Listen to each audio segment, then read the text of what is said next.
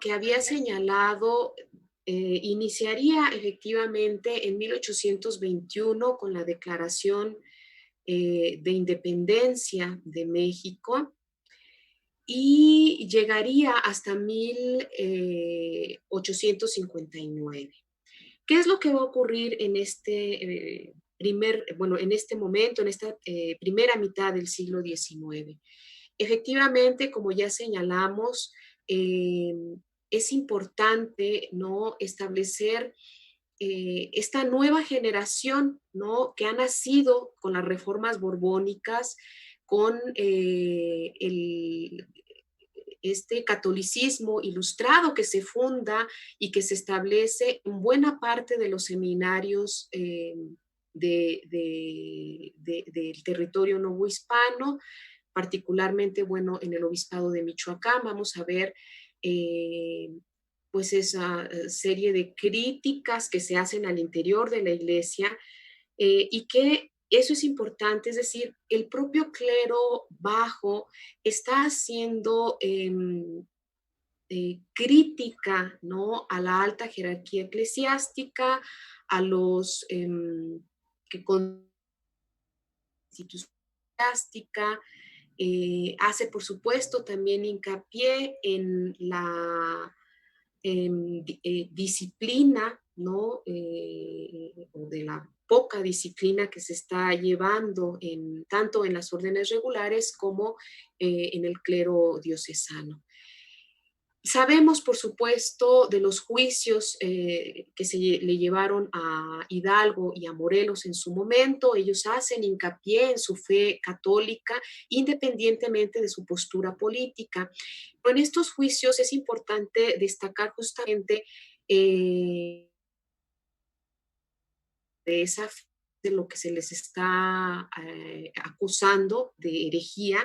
Ellos van a hacer, ¿no?, notar eh, principalmente Hidalgo, ¿no?, que es además, como todos sabemos, un reconocido teólogo, docto, por supuesto, en la materia, eh, las lecturas que ha hecho, ¿no? Vamos a ver cómo efectivamente eh, eh, el clero provinciano conoce las ideas de Bossuet, ya lo dijimos, de los ilustrados, Diderot, Montesquieu, Voltaire, etcétera, ¿no?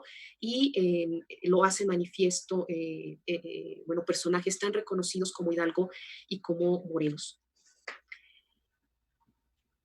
¿Por qué es importante entender la penetración de todas estas ideas en esta nueva generación?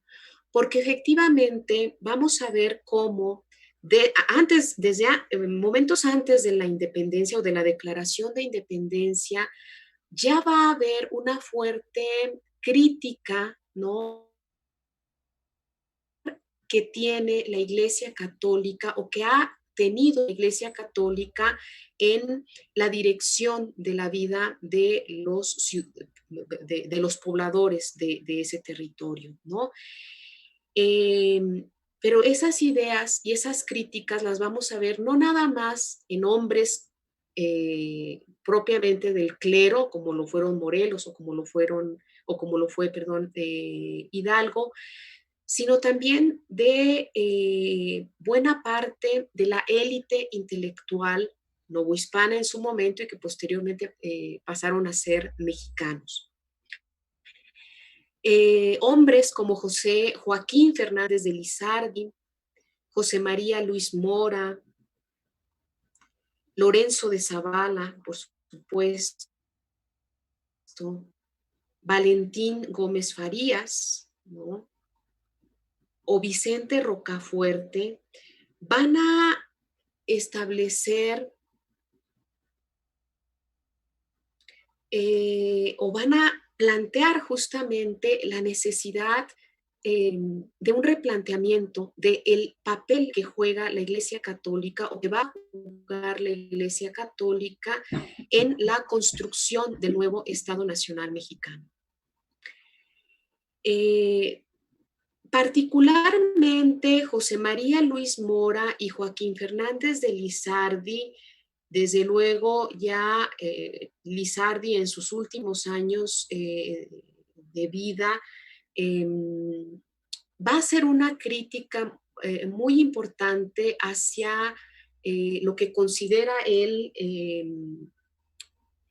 eh, desajustes de la propia religiosidad impuesta por la institución eclesiástica, ¿no? Él considera que efectivamente hay un exceso, ¿no? En los rituales religiosos, una exacerbación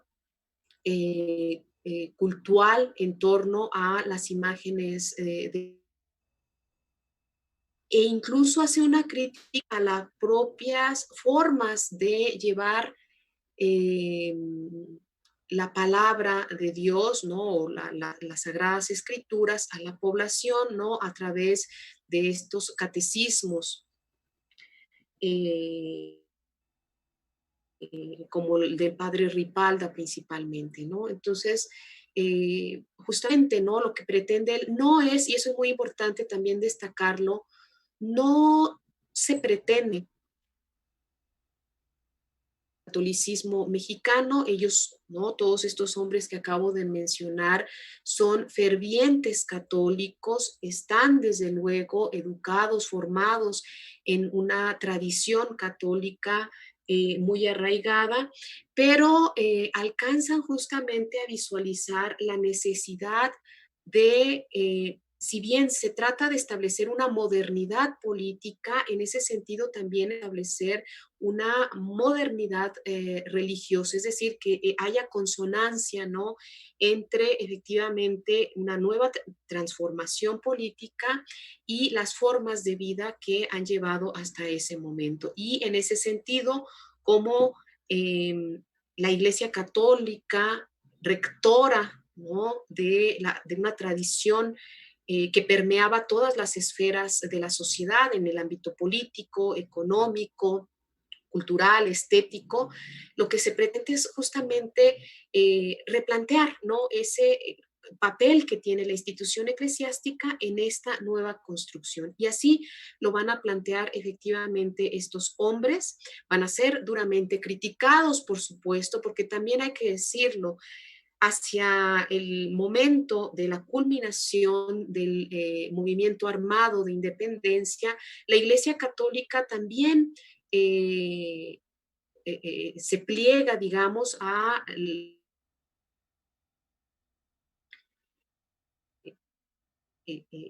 demandas, ¿no? Insurgentes. Hay, desde luego, y eso es muy importante también destacarlo, como parte, digamos, de ese reformismo borbónico, buena parte del clero, como ya lo señalamos, tiene la idea clara de la necesidad de una separación de poderes.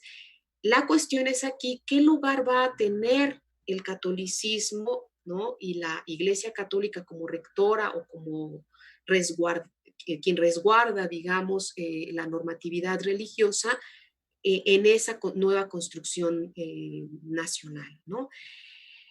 Eh, y bueno, en esa medida se van a dar distintos debates, ¿no? Uno de los primeros de esos debates va a ser en torno al regio patronato, como ya lo había señalado. Es decir, ¿en manos de quién va a quedar ahora el patronato religioso? ¿No? Es decir, si una vez que la monarquía sale o México como nación independiente se separa de la monarquía hispana, la cual tenía en sus manos los derechos del regio patronato, ¿en manos de quién queda este? ¿No? El Estado o buena parte de los políticos del momento van a tratar de defender la idea de que el Estado tiene que hacer patronato, pero buena parte de la jerarquía eclesiástica mexicana van a estar en desacuerdo con esa situación porque, bueno, justamente porque van a quedar, es decir, o queda en manos, digamos, del papado, nuevamente se restablece, ¿no?, el regio patronato o los derechos eclesiásticos al papado, o queda en manos del Estado. Digamos que esa es como la cuestión o la disyuntiva que se va a establecer. No va a llegar, digamos, a una solución definitiva, va a ser una discusión que se va a dar prácticamente a lo largo de todo el siglo XIX, va a haber o la intención, ¿no?, de establecer un concordato, de establecer nuevas relaciones con la Santa Sede, la cual hay que destacar que no hay un reconocimiento por parte de la Santa Sede de México como nación independiente, sino hasta el año de 1836. Durante esos años, pues está justamente todavía la idea o la posibilidad de que se retorne, ¿no?, México como parte. Entonces, digamos, esas van a ser las discusiones. Como ya sabemos, después de el gobierno, breve periodo de gobierno de Iturbide, finalmente se establece una república federal, la cual va a defender desde un inicio el establecimiento de un Estado confesional católico, ¿no? Es decir, la religión como centro rector de la construcción del Estado nacional. Y el catolicismo, bueno, es decir, la religión católica tiene que ser defendida por el Estado sin posibilidades de la introducción de ninguna otra. Bueno, eso por supuesto va a ser también otro de los debates importantes que se van a desarrollar a lo largo de esta primera mitad del siglo XIX y que van a empezar justamente a señalarnos las necesidades, ¿no?, de establecer, ¿no?, una clara separación de poderes. Em, Vicente Rocafuerte en 1831, aquí está, va a escribir un ensayo específicamente sobre tolerancia religiosa. Hay que destacar que el tema de la tolerancia religiosa va a ser un tema que se va a establecer desde los inicios de la independencia, ¿no? Desde el Congreso o el establecimiento del Congreso Constituyente del 23, se va a debatir en torno al tema de la tolerancia religiosa. ¿Por qué? Recordemos que una de las preocupaciones principales en ese momento pues es establecer, por supuesto, un fortalecimiento a las finanzas del Estado. Y en esa medida se hace necesaria la presencia de capitales extranjeros. Uno de los países que primeros en reconocer la independencia de México va a ser Gran Bretaña. Pero para lograr efectivamente el reconocimiento de México por parte de los británicos, de que si hay presencia de ingleses en territorio nacional, estos puedan llevar a cabo sus cultos sin ningún problema. Entonces, desde ese momento, desde luego, va a haber una serie de discusiones que finalmente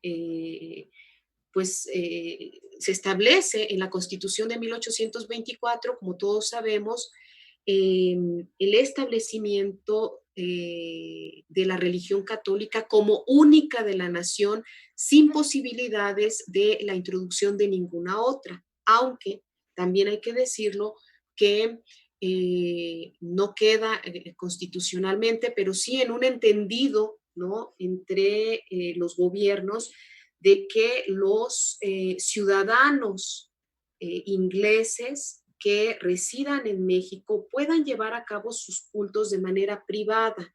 Esto es, que sus cultos se lleven a cabo únicamente dentro de sus hogares, ¿no? Lo cual va a ocurrir efectivamente, ¿no? Sabemos que efectivamente desde la la década de los 20, ¿no? En que llegan los primeros capitales británicos y por supuesto ciudadanos,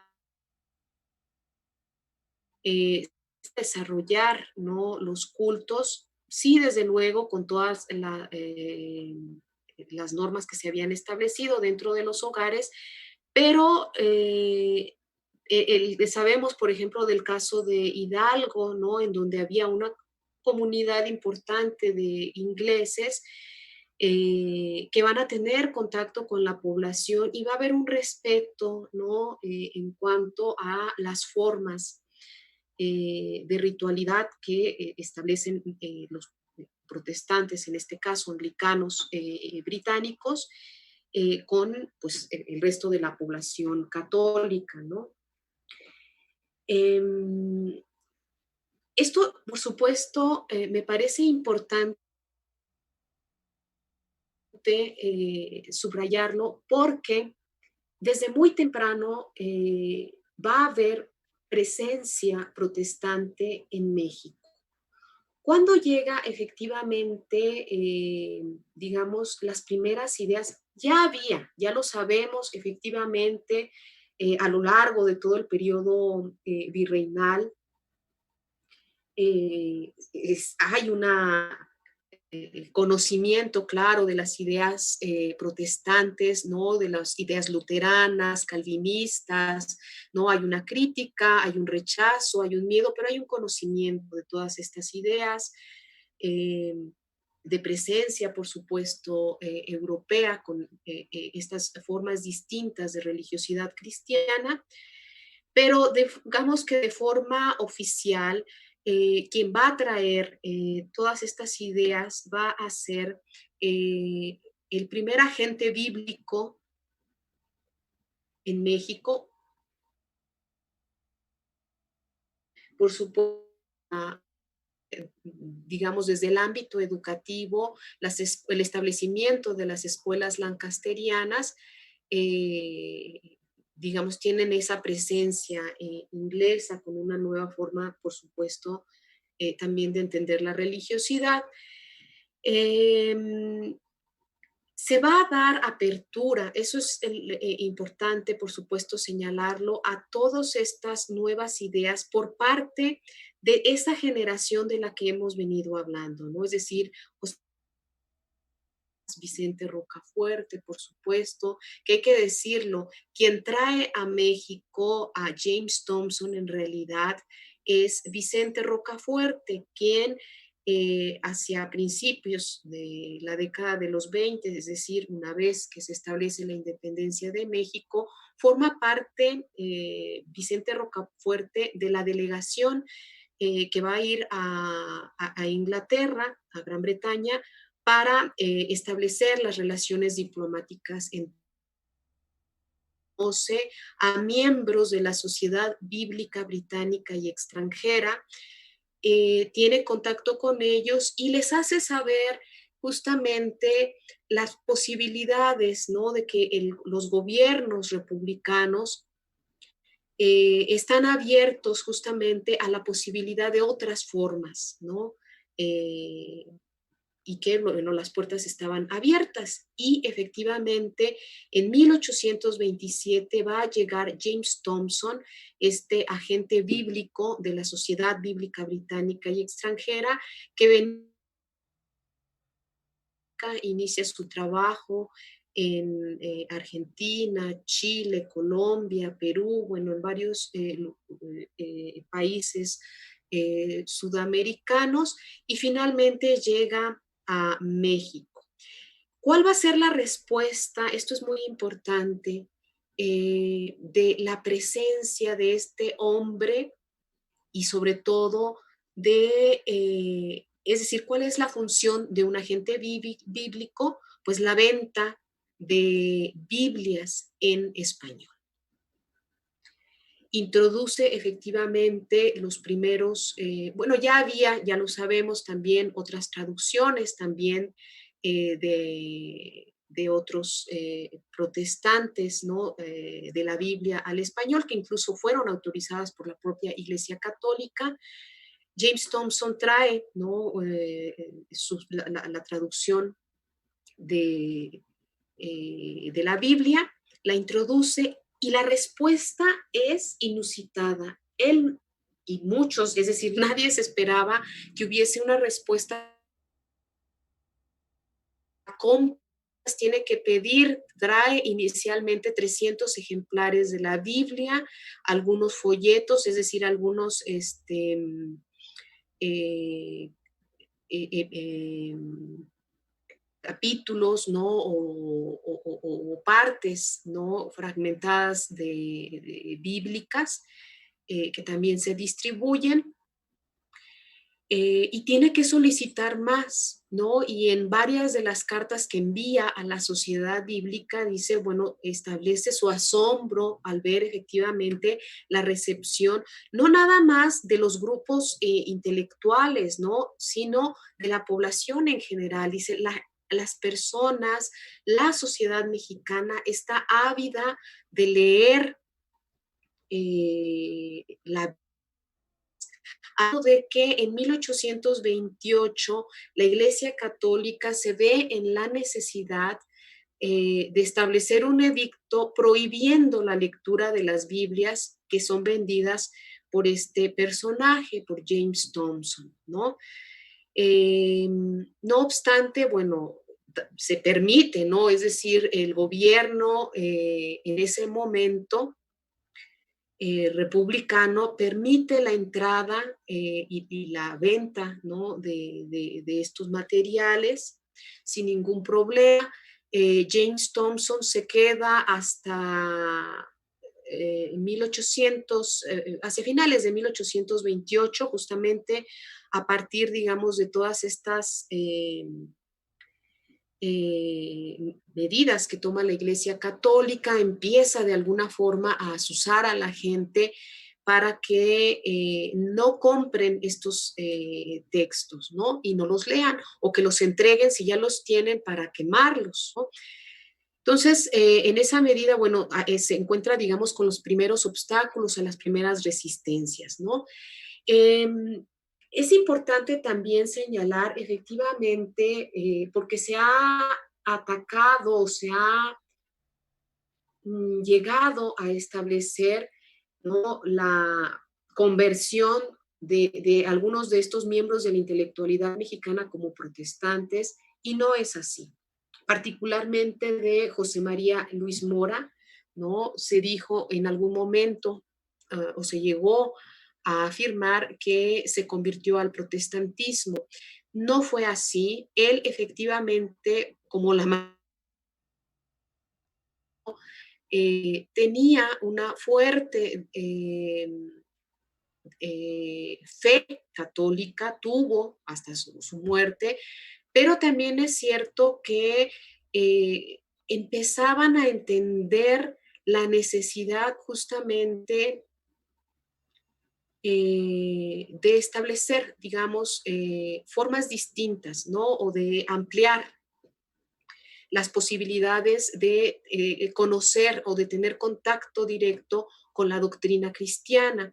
Y en ese sentido, la presencia de James Thompson y sus Biblias en español, pues fueron un gran aporte, porque lo que decían efectivamente esta generación de primeros liberales en México, eh, receptores también de las reformas borbónicas, catolicismo, ¿no? Es todos los fieles tienen derecho a conocer de forma directa la palabra divina, ¿no? Las sagradas escrituras. Y no nada más quedarse, ¿no? Con la interpretación que te da la iglesia. Entonces empezaron a apoyar de forma muy, muy importante a James Thompson. Se fundó una sociedad bíblica mexicana en Veracruz. Se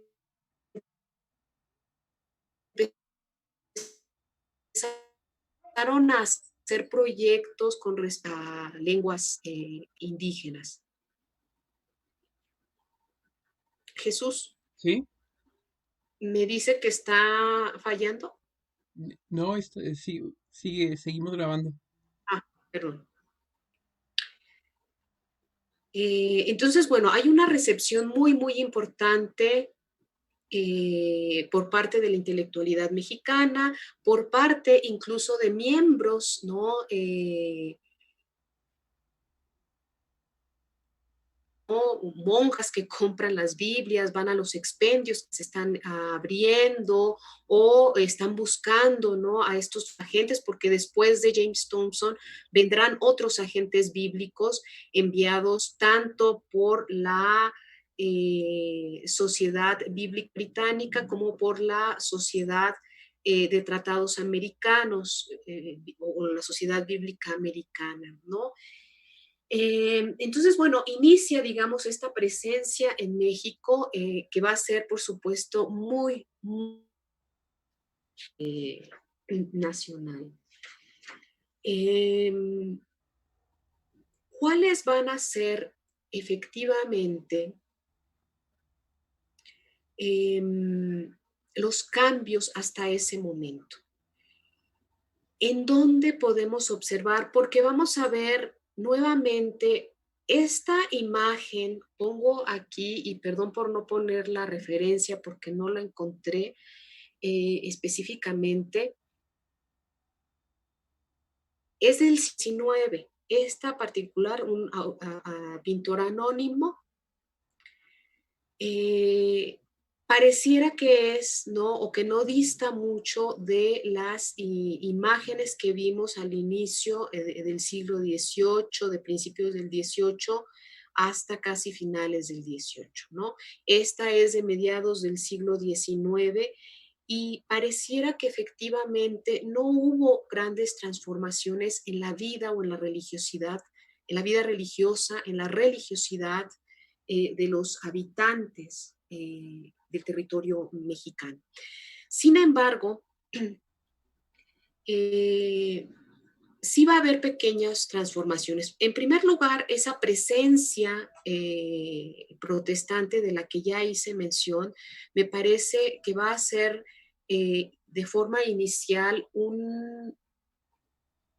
la entrada, ¿no? De esta idea justamente de que hay otras formas de religiosidad cristiana que no son necesariamente, es decir, que no se alejan de la fe, ¿no? Hacia Cristo, hacia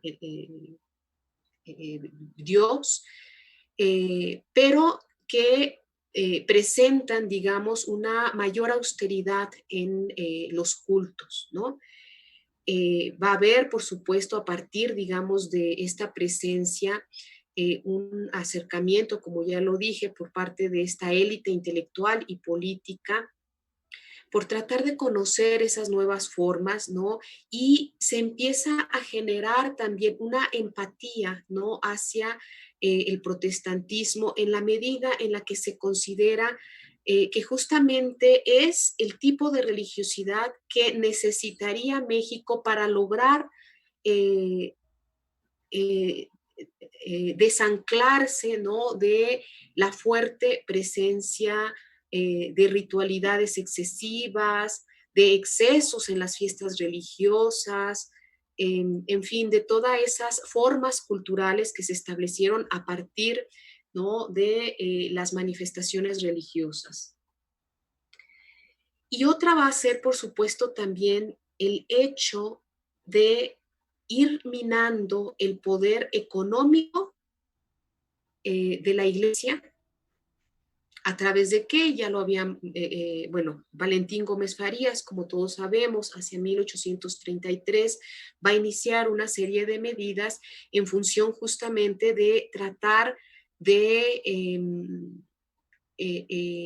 quitar el poder económico del cual ha gozado la Iglesia Católica en México, principalmente a través de establecer el diezmo como opcional y no, digamos, un impuesto obligatorio, ¿no? El pago de las obvenciones también va a ser un tema que desde incluso Morelos lo llega a plantear, ¿no? Ese cobro, ¿no? Que hace la Iglesia Católica sobre el otorgamiento de los sacramentos, ¿no? Principalmente el bautismo, el matrimonio, ¿no? Las defunciones. Bueno, se pide que no se paguen, se establece la prohibición del pago de obvenciones parroquiales. Y desde luego la desamortización de los bienes eclesiásticos, que va a ser, digamos, un primer intento, no logra establecerse, ya sabemos, regresa a Santa Ana, desecha las reformas de Gómez Farías y se restablece el orden económico eclesiástico tal y como estaba.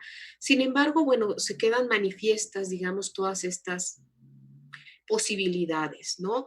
Eh, Van a tratar efectivamente de acabar con la ritualidad en las calles, de acabar con ese mundo, el mundo, es decir, la religiosidad o el escenario principal de la religiosidad estaba en las calles, ¿no? Arquitectónico de lo religioso, es decir, los conventos, las iglesias, las pequeñas parroquias, pequeños altares, en fin, estaba ya saturada buena parte, sobre todo del centro de la Ciudad de México, el Bajío, por supuesto, Michoacán, Guadalajara, parte del occidente, eh, saturado, digamos, por este paisaje religioso urbano. Eh, También estaba la presencia, por supuesto, a través de las fiestas religiosas, ¿no? Todos los días prácticamente había una festividad en torno a una devoción. En algún barrio se establecía, ¿no? La devoción a alguna imagen mariana, algún santo, patrono, etcétera. Y eso todo lo que propiciaba efectivamente era grandes procesiones, ¿no? Fiestas, o vendimias en torno a la fiesta religiosa, eh, verbenas, todo eso que les parecía a ojos de ahora los gobiernos liberales disruptó las campanas, ¿no? Es una cuestión poco planteada, ¿no? Pero era muy importante, es decir, buena parte del día se establecía o de las horas eran establecidas a partir del sonido de las campanas, ¿no? La salida del viático, etcétera, ¿no? De las oraciones, se detenía el mundo, ¿no? A partir de determinada hora para hacer una oración. Eh, Trata efectivamente estos primeros gobiernos de acabar con ellos, se logran algunas cuestiones, principalmente con relación a la regulación del sonido de las campanas, algunas festividades religiosas se tratan de prohibir, ¿no? Y se logran, ¿no? Lo que hizo de alguna forma las reformas borbónicas, se trata de dar continuidad en esta primera mitad del siglo XIX. Sin embargo, eh, desde luego no quedó del todo establecido, ¿no? Es decir, hay una fuerte resistencia por parte de la población, no se logran establecer justamente, ¿no? Todos estos cambios. Hay sí, por supuesto, algunas medidas para acabar, digamos, con el poder económico, de influencia política, ¿no? Se prohíbe ya hacia la década de clérigos en el ámbito político, o queda restringido, se empieza también a restringir la presencia de religiosos regulares, se empiezan a cerrar algunos conventos, etcétera, etcétera, ¿no? Empiezan efectivamente a minar esa presencia avasalladora de lo religioso católico en el paisaje general en México, ¿no? Tanto urbano como rural. Pero también es cierto que no se acaba con todo esto. Pasaríamos ya finalmente al último periodo que va de 1859 a 1910. Hay que señalar, previo a esto,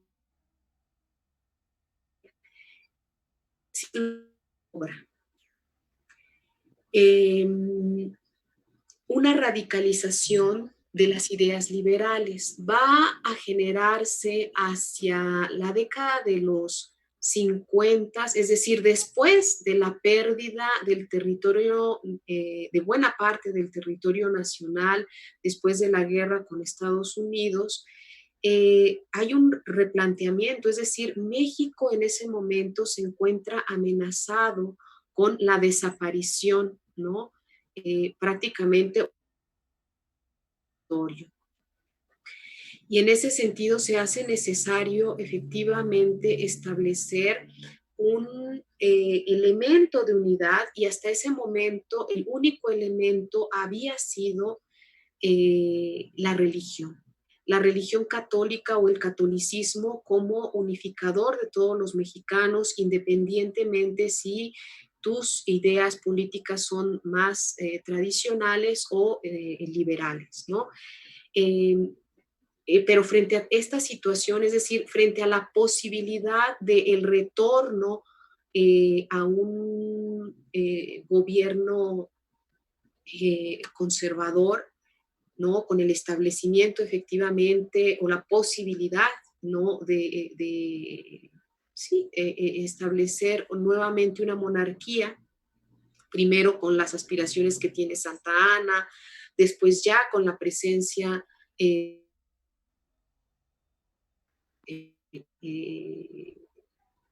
los franceses, ¿no? de Maximiliano de Habsburgo en México. Se da una radicalización de las ideas liberales y una generación, como mencionaba, que entiende que uno de los grandes obstáculos para el establecimiento de México en el tenor de la modernidad, ¿no? Del establecimiento de México como nación de posibilidades, con posibilidades, quiero decir, de modernización, de progreso, en fin, de todos estos conceptos utilizados en la época. El gran obstaculizador es justamente tanto la Iglesia Católica como la tradición del catolicismo en México. Y en esa medida se empiezan a establecer con mayor fuerza la necesidad de establecer constitucionalmente ciertas medidas que establezcan la separación de poderes entre la Iglesia y el Estado. Esas van a ser, digamos, las premisas de Juárez, de Ocampo, ¿no? De Comonfort, etcétera, ¿no? De todos estos hombres que efectivamente desde van a tratar de establecer el gobierno liberal en México, con, digamos, esa definición clara.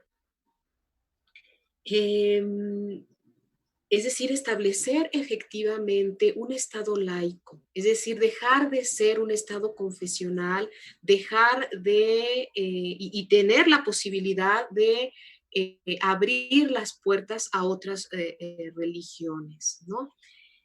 Desde luego, la Iglesia Católica, como yo mencionaba, este proceso de secularización se va a dar en todo el mundo occidental, ¿no?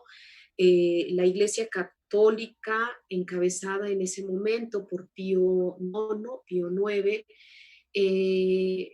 tiene sus propias problemáticas, desde luego, y va a tratar de establecer una respuesta, digamos, a todo este proceso que trata de las sociedades.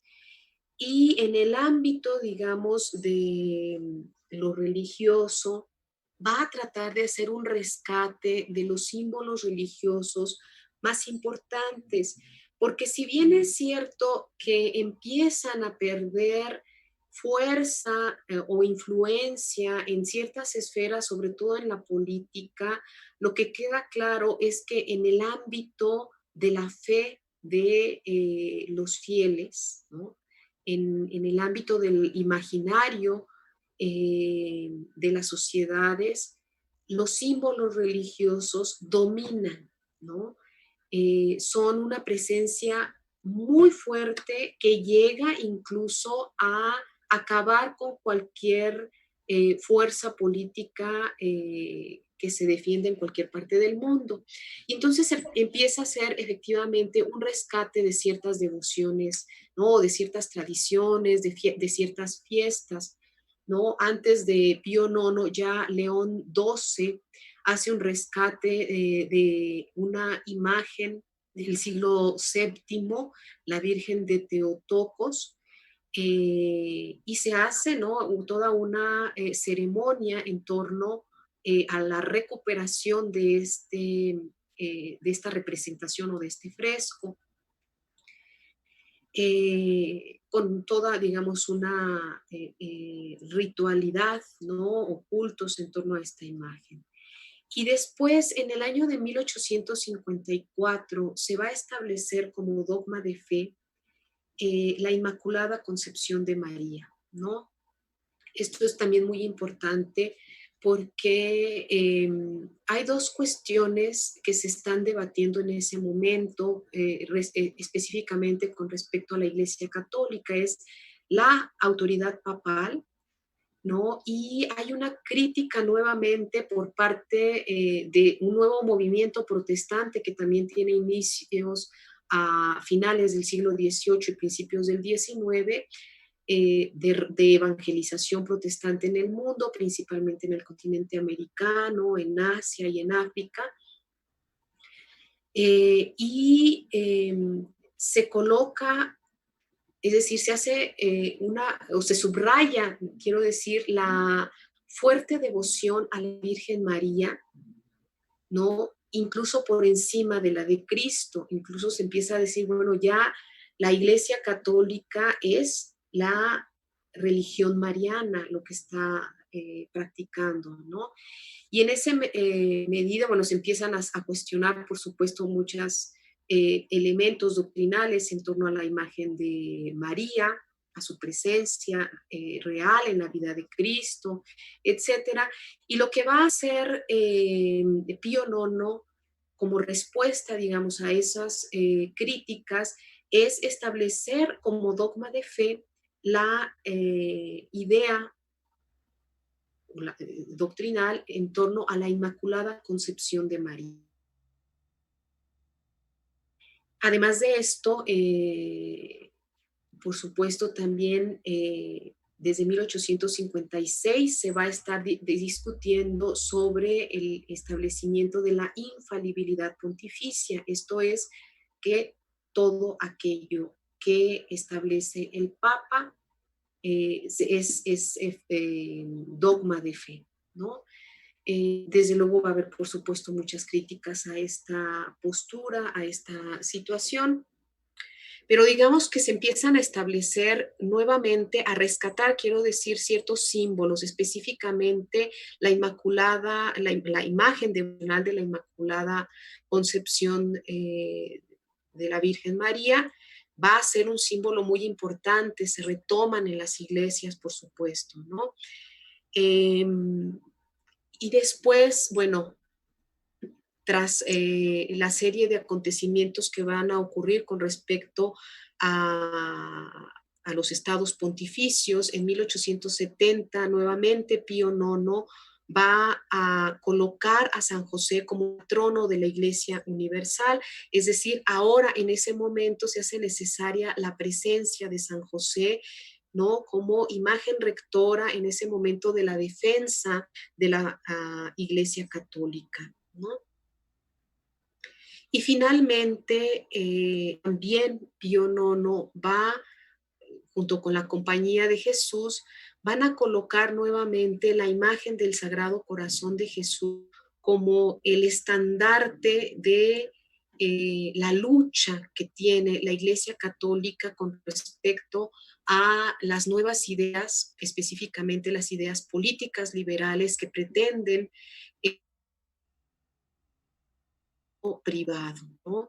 Y sacarla de las esferas públicas de la sociedad. Y bueno, se construye, por supuesto, toda una iconografía distinta, ¿no? Recordemos la imagen del Sagrado Corazón del siglo XVIII, pues básicamente es esta imagen del corazón solo, ¿no? Ensangrentado con los elementos de la crucifixión, desgarradores, ¿no? Llenos de cicatrices, ese corazón. Ahora lo que se pretende es colocar efectivamente la imagen de Cristo o de Jesucristo, otorgándonos, dándonos a la sociedad entera, seas católico, protestante, judío, musulmán o lo que fueres, otorgándonos ese corazón ensangrentado, ¿no? Que fue sacrificado, ¿no? De alguna forma se empieza a desarrollar a lo largo del siglo XIX.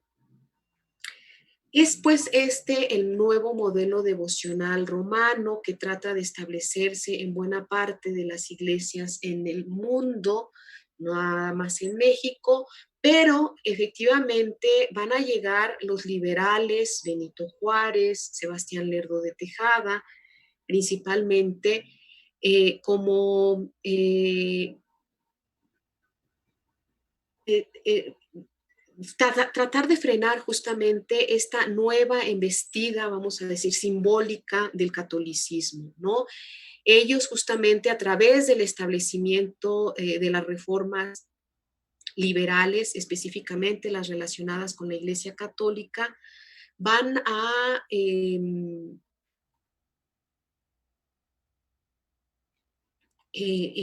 tratar de acabar, digamos, con esa presencia o de esa fuerte presencia religiosa en México, ¿no?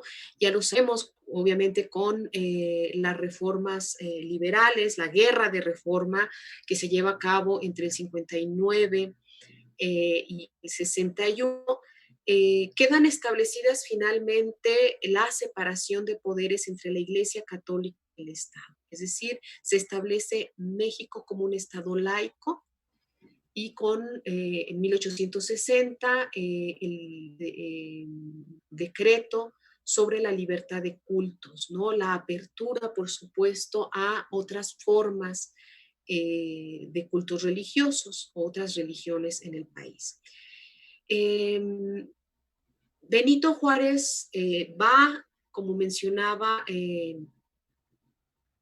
a llevar a cabo, digamos, estas medidas. No es tan radical hasta cierto punto. Después va a permitir el regreso de todos los obispos que fueron expulsados o que salieron al exilio durante los años de la guerra o del conflicto.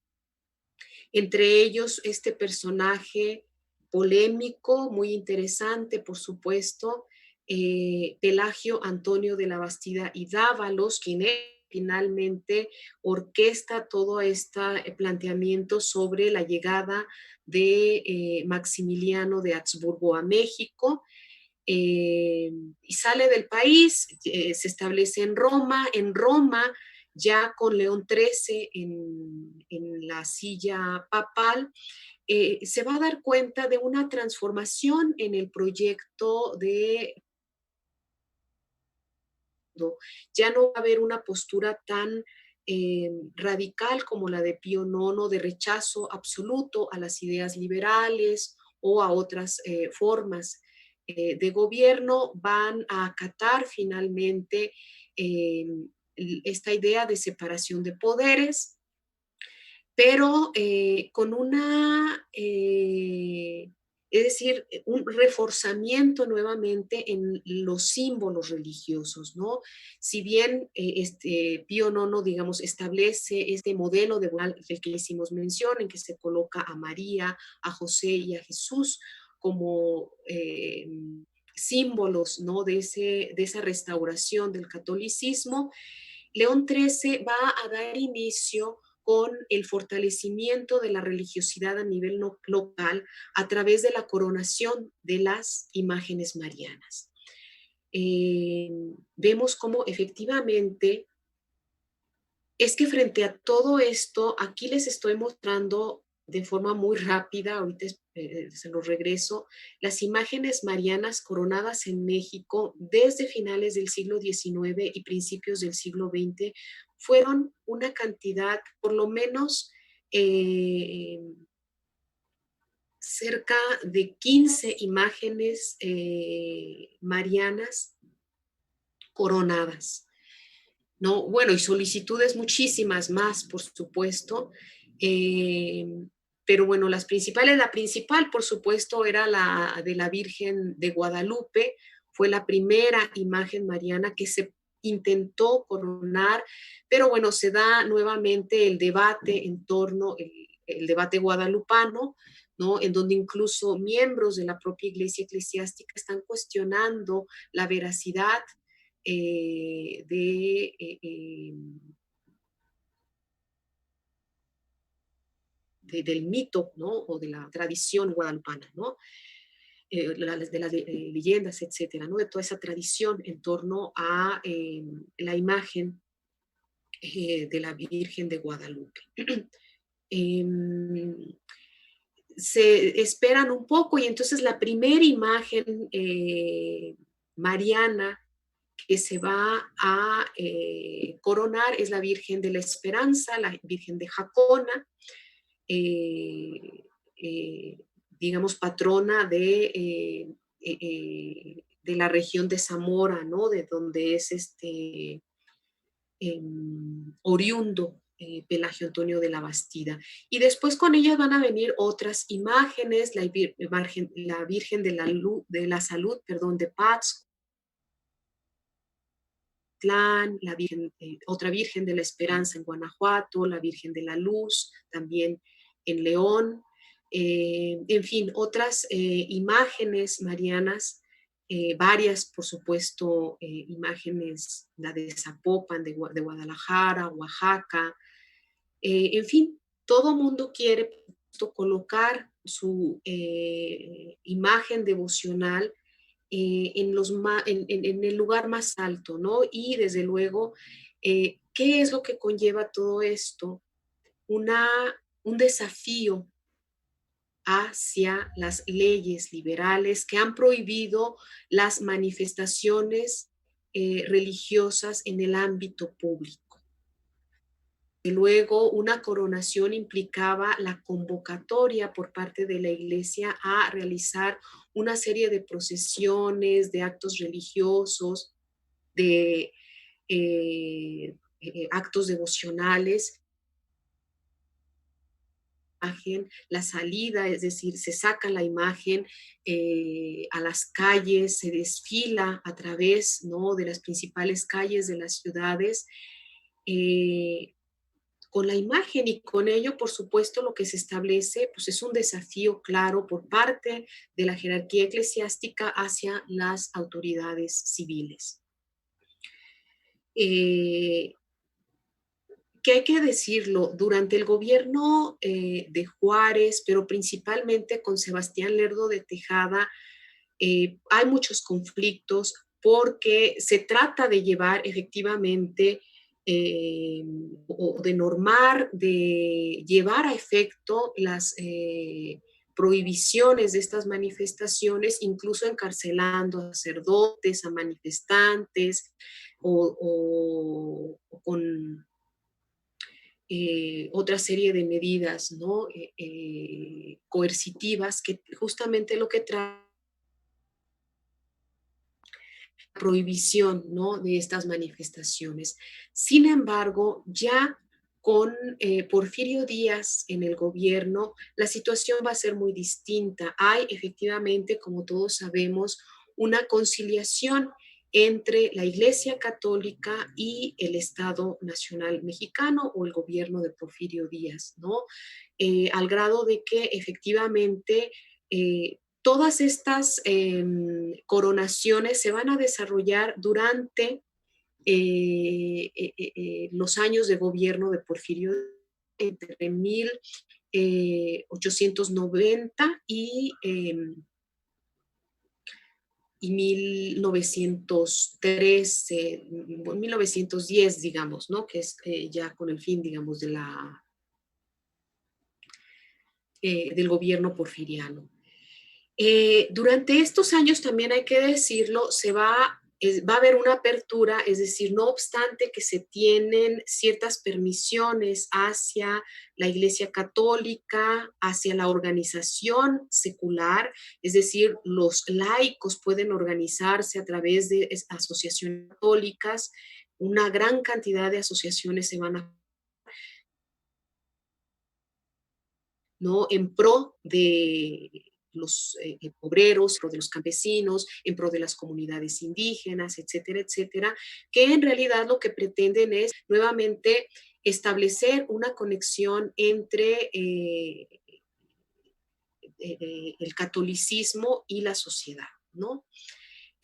A través, digamos, de estas nuevas formas, porque también hay que recordarlo, el monopolio que había tenido la Iglesia Católica con respecto a la educación también se le arrebata, eh, aunque, bueno, hay todavía la posibilidad durante estos años de una educación privada católica, ¿no? O las escuelas privadas, muchas de ellas dirigidas por religiosos, por clérigos, ¿no? Que, digamos, tratan de hacer una continuidad, ¿no?, con respecto a la enseñanza religiosa en el espacio escolar.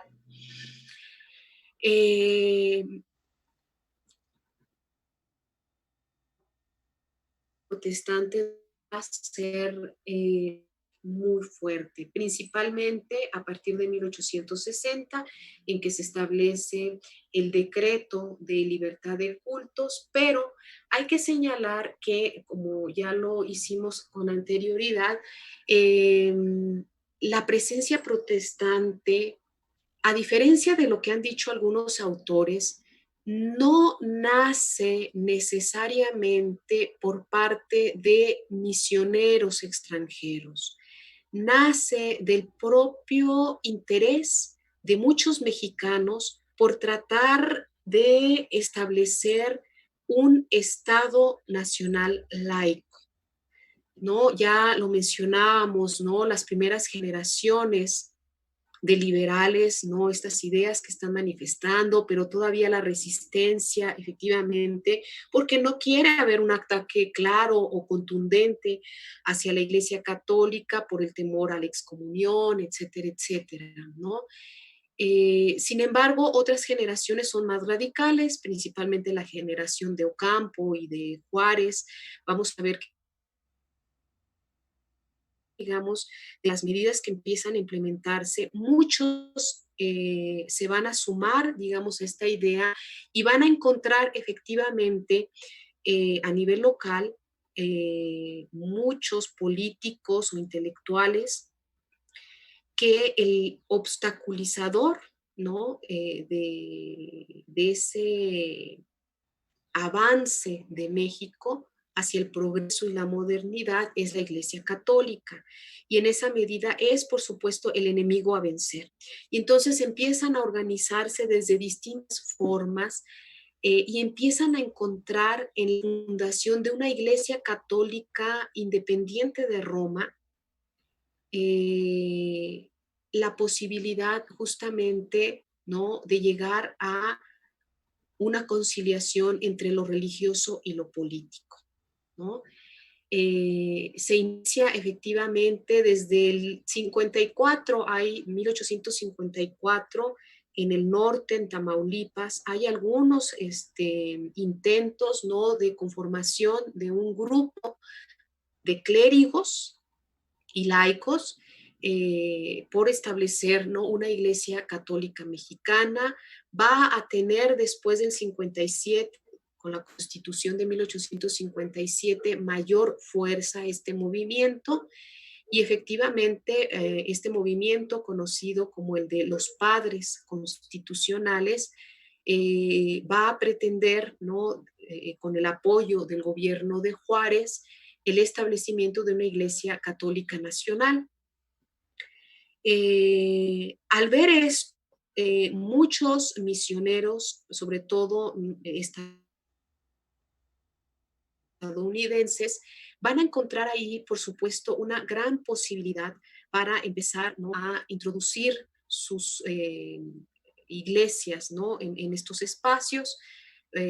Recordemos que efectivamente, después de la guerra contra Estados Unidos, muchas misiones protestantes norteamericanas se establecen, ¿no? Hay algunos misioneros que se quedan ya radicando en algunos estados norteños, ¿no? Principalmente Tamaulipas, Zacatecas, eh, Chihuahua, ¿no? Son, digamos, algunos de los estados en donde ver desde esta primera mitad del siglo XIX una presencia importante de protestantes o de un movimiento protestante en expansión. Cuando encuentran, ¿no?, que existen estas intenciones por parte de mexicanos de establecer acercamientos protestantes, están los anglicanos, metodistas, presbiterianos, ¿no?, que se acercan efectivamente para dar un apoyo a este movimiento. Pero la iglesia o este movimiento de conformación de una iglesia independiente no acaba en ese momento de definir, ¿no?, una filiación con alguna de las denominaciones protestantes, pues, que están haciéndose presentes. Todavía está defendiendo de alguna forma una eh, religiosidad más, un poco al estilo anglicano, ¿no? Es decir, con un catolicismo, desde luego, pero con cierta normatividad independiente de Roma. Las sociedades protestantes en México empiezan, como ya lo señalábamos, y su expansión va a tener sobre todo una importancia hacia la década de los 70, ¿no? Es decir, durante los 60 principalmente lo que van a hacer, es decir, este movimiento de los padres constitucionales no tuvo el final que se esperaba. Evidentemente no se logró el establecimiento de esta iglesia independiente, pero bueno, quedó, digamos, de alguna forma establecida la fundación de una iglesia nacional en la Ciudad de México.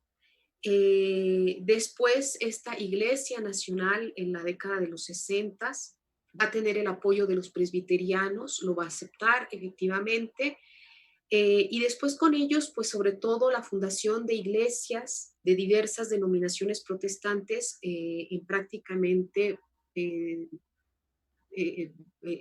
todo el territorio nacional, pero principalmente en el norte, Zacatecas, Chihuahua, Tamaulipas, ¿no? En el norte principalmente, y en la zona del centro occidente del país, Hidalgo, Guanajuato, algunas zonas de Guadalajara, por supuesto, Michoacán mismo también, en fin, México van a tener una presencia protestante muy importante que se va a consolidar a partir de la década de 70 a través de la fundación de órganos de comunicación, ¿no?, de la prensa protestante. Va a haber un movimiento impreso muy importante durante estos años, ¿no? Una gran cantidad de periódicos protestantes, desde luego no comparable con la gran cantidad de prensa católica que había en el momento, pero varios intentos que justamente lo que van a tratar de hacer es una exposición de las doctrinas religiosas, pero también de su posición política o de la posición que tienen frente a ciertos comportamientos de la sociedad mexicana, ¿no? Principalmente lo que tiene que ver con el consumo del alcohol, el excesivo, eh, bueno, obviamente culto a las imágenes, pero principalmente las fiestas religiosas, consideran que es un dispendio innecesario y lo que tratan justamente es tratar,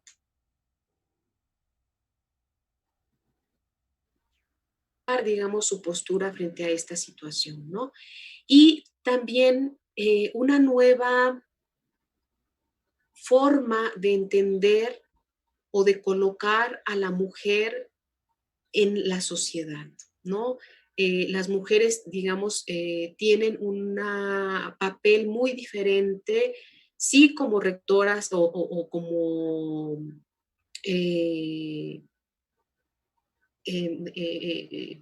quienes postulan, digamos, la doctrina en el hogar, pero también con la capacidad de llevar, ¿no? A través de una profesión eh, los principios, digamos, ¿no? Del cristianismo, ¿no? Principalmente a través de profesiones como educadoras, normalistas, por supuesto, es decir, maestras de escuela y enfermeras, ¿no? Van a ser los protestantes quienes traen las primeras escuelas de enfermería a México. Y en fin, es una concepción distinta, es decir, la mujer tiene un papel muy importante nacional, ¿no? Se inician efectivamente la fundación de varias iglesias, la presencia, por supuesto, ya de órganos más organizados, ¿no? Va a haber, por supuesto, es decir, si bien hay muchas conversiones de católicos, obviamente, hacia el protestantismo, después digamos, no va a ser tan numerosa, no va a ser tan llamativa. Es verdad que una de las presencias más importantes va a ser la de los metodistas, ¿no? Los bautistas también, por supuesto, anglicanos menos, presbiterianos también, en fin, ¿no? Son como las distintas denominaciones que logran establecerse y colocarse de forma más o menos importante en la segunda mitad del siglo XIX. Lo van a hacer a través, como ya lo decía, de la prensa periódica, también de la fundación de escuelas, de la fundación de asociaciones deportivas, juveniles, en fin, de una serie de eh, espacios justamente que lo que tratan es de ampliar las posibilidades de conexión con la población, ¿no? Y tratar justamente de sumar eh, fieles, ¿no? O miembros a las comunidades religiosas. Eh, digamos, ya para terminar, bajo el gobierno de Porfirio Díaz, hay que decirlo, si bien se respetan las leyes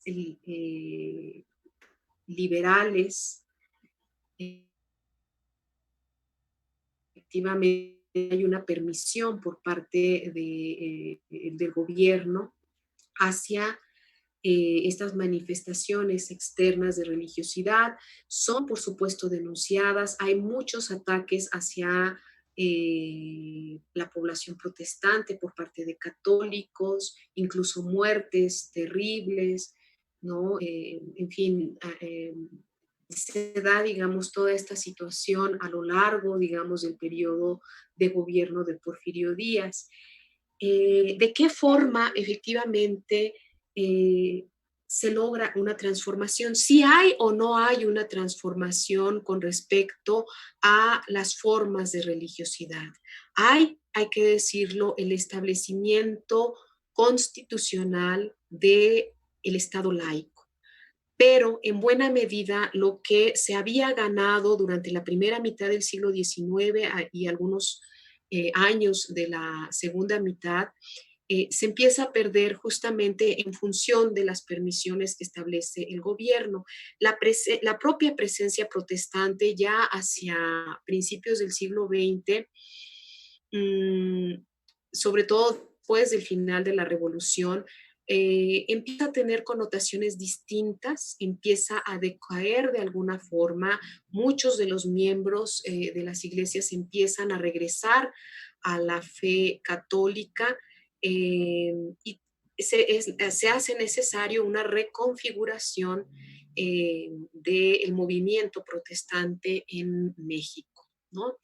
Eh, pero sí se lograron acabar, eso también hay que señalarlo, con ciertas ritualidades, incluso con el aspecto visual de la sociedad, ¿no? Desde eh, Juárez, el gobierno juarista, se empiezan a destruir muchos, ¿no? A través, digamos, de la nacionalización de los bienes eclesiásticos, se destruyen muchas iglesias. Uno de los conocidos es el Templo de San Francisco, que queda desmembrado prácticamente.